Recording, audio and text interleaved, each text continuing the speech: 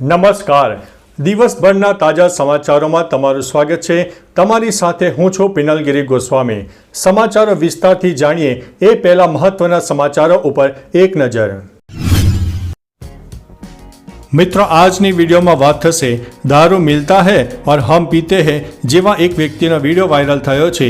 ત્યારે આગળ વાત થશે લ્યો બોલો હવે ઉનાની મહેતા હોસ્પિટલનું પણ કૌભાંડ સામે આવ્યું છે. વાત થશે ઓપન સ્કૂલિંગને લઈને ગુજરાત સરકારનો મહત્વનો નિર્ણય સામે આવ્યો છે. થોડા પૈસા માટે ઈમાન વેટના ડોક્ટરની ધરપકડ કરવામાં આવી છે. વાત છે ખ્યાતિ હોસ્પિટલની. ત્યારે વાત થશે હવામાન વિભાગની નવી આગાહી સામે આવી છે. ત્યારે આગળ વાત થશે સુરત હીરા ઉદ્યોગમાં જાગ્યું છે આશાનું નવું કિરણ. ત્યારે આગળ વાત થશે પરિક્રમામાં 108 સેવાની 123 જેટલા દર્દીઓએ સેવા લીધી છે. ત્યારે વાત થશે ભાજપના નેતાઓને માત્ર પૈસાની ચિંતા સતાવી રહી છે.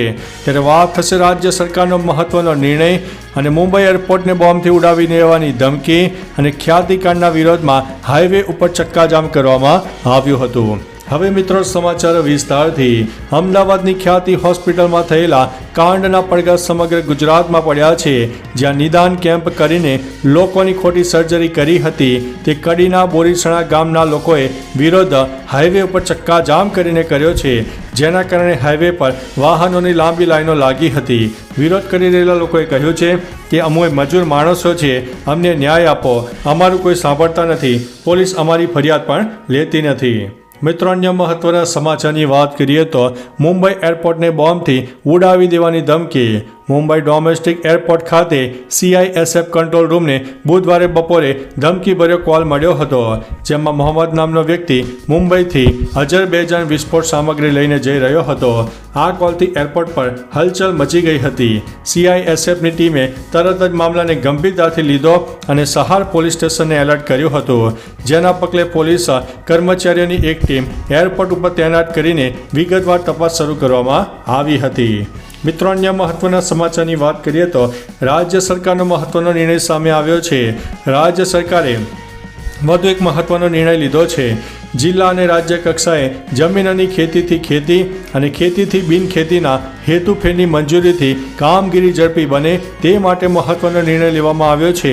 હવે બોનાફાઇડ પરચેઝરના કિસ્સામાં 5 કરોડ રૂપિયા સુધીના જમીનના વેલ્યુએશન ઉપર પ્રીમિયમ મંજૂરી જિલ્લા કલેક્ટર આપી શકશે.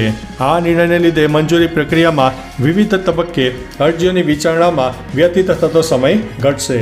મિત્રો, અન્ય મહત્વના સમાચારની વાત કરીએ તો ભાજપના નેતાએ મારા પૈસાની ચિંતા છે.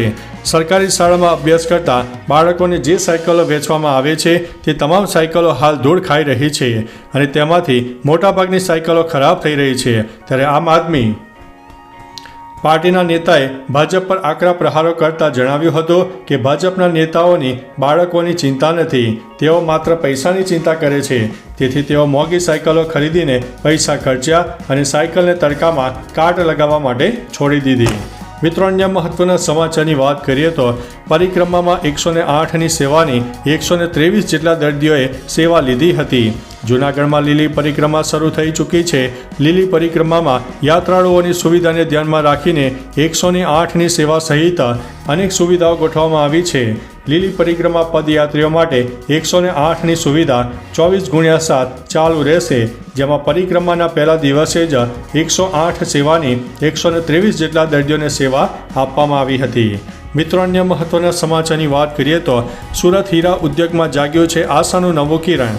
સુરતમાં મંદીમાં સપડાયેલા હીરા ઉદ્યોગ માટે નવું આશાનું કિરણ જામ્યું છે.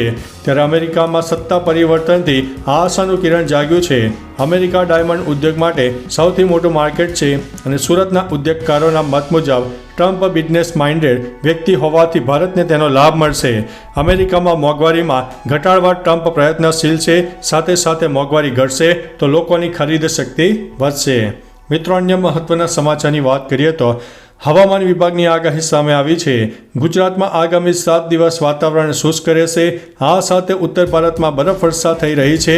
તેની અસર ગુજરાત ઉપર થશે કે નહીં તે અંગે હવામાન વિભાગના અમદાવાદ કેન્દ્રના ડાયરેક્ટર AK દાસના જણાવ્યા પ્રમાણે જ્યારે પવન ઉત્તર દિશામાં હોય ત્યારે ત્યાંથી અહીં ઠંડા પવનો ફૂંકાવાની શક્યતા હોય છે. હાલ ગુજરાતમાં ઉત્તર પશ્ચિમના પવનો પણ ફૂંકાઈ રહ્યા છે. મિત્રો, અન્ય મહત્વના સમાચારની વાત કરીએ તો થોડા પૈસા માટે ઈમાન વેસના ડૉક્ટરની ધરપકડ કરવામાં આવી છે. ખ્યાતિ બોગસ ઓપરેશન કાંડમાં ડૉક્ટર, ડાયરેક્ટર અને હોસ્પિટલના સીઈઓ સામે ગુનો દાખલ કરવામાં આવ્યો છે. રૂપિયા કમાવાની લાઈમાં આંધળી લૂંટ ચલાવીને આરોપીઓએ દર્દીઓના શરીરો સાથે ચેડા કરીને તેમના જીવ લીધા છે. જે તબીબે ઓપરેશન કર્યા હતા, હાલ પોલીસે તેની ધરપકડ કરી છે. આ સાથે હોસ્પિટલના ટ્રસ્ટી, સંચાલક અને ડૉક્ટર સહિત 5 લોકો સામે નામજોગ ફરિયાદ પણ દાખલ કરવામાં આવી છે. મિત્રો, અન્ય મહત્વના સમાચારની વાત કરીએ તો ઓપન સ્કૂલિંગને લઈને ગુજરાત સરકારનો મહત્વનો નિર્ણય. માધ્યમિક શિક્ષણ બોર્ડમાંથી મળતી માહિતીમાં જણાવવામાં આવ્યું છે કે ઓપન સ્કૂલિંગ થકી બોર્ડની પરીક્ષા માટે નજીકની સરકારી અને અનુદાનિત માધ્યમિક ઉચ્ચતર માધ્યમિક શાળાનો સંપર્ક કરવાનો રહેશે. આ ઉપરાંત સરકારી કે અનુદાનિત શાળા થકી ઓપન સ્કૂલિંગના વિદ્યાર્થીઓ પરીક્ષા માટે રજીસ્ટ્રેશન કરાવી શકશે, જેમાં ઓપન સ્કૂલિંગના વિદ્યાર્થીઓની પરીક્ષા માટે કોઈ ફી વસૂલવામાં આવશે નહીં. લો બોલો, ઉનાની મહેતા હોસ્પિટલનું કૌભાંડ સામે આવ્યું છે. ઉનામાં રહેતા જગદીશભાઈ લક્ષ્મણદાસ મનવાણી 6 વર્ષથી હાર્ટ, કિડની, ફેફસા, ડાયાબિટીસ, સારગાંઠ સહિતની ઘણી બીમારીઓ સામે લડી રહ્યા છે. જોકે હાલ તેઓ ડાયાલિસિસના સહારા ઉપર જીવન જીવી રહ્યા છે. તેઓને સારવાર માટે મહેતા હોસ્પિટલમાં સારવાર માટે ખસેડાયા હતા. તબીબોએ ઓપરેશન કરીને ક્લેમ બારોબાર મૂકીને ખોટા રેકોર્ડ બિલો મૂકીને ₹58,000નો પણ ક્લેમ પાસ કરાવી દીધું હતું. મિત્રો, અન્ય મહત્વના સમાચારની વાત કરીએ તો દારૂ મિલતા હૈ और हम पीते हैं. રાજ્યોમાં દારૂબંધી માત્ર કાગળ ઉપર જ છે તે વાત નકારી શકાય તેમ નથી. હાલ એક વિડીયો સોશિયલ મીડિયામાં વાયરલ થઈ રહ્યો છે. આ વિડીયોમાં એક શખ્સે પોલીસને પોલ ખોલી દીધી છે. વિડીયોમાં સાંભળવા મળી રહ્યું છે કે હપ્તા ચલતા હૈ, દારૂ મિલતા હૈ और हम पीते हैं. સરકાર દારૂબંધીને લઈને ભાષણો આપવામાં આવે છે, પરંતુ બુટલેગરો તો બેફામ દારૂની હેરાફેરી કરતા જોવા મળે છે અને બેફામ દારૂ પણ વેચી રહ્યા છે. તો ચાલો મિત્રો, ફરીથી દેશ અને દુનિયાના સુપરફાસ્ટ સમાચાર લઈને મળતા રહીશું. ત્યાં સુધી અમને રજા આપશો. નમસ્તે.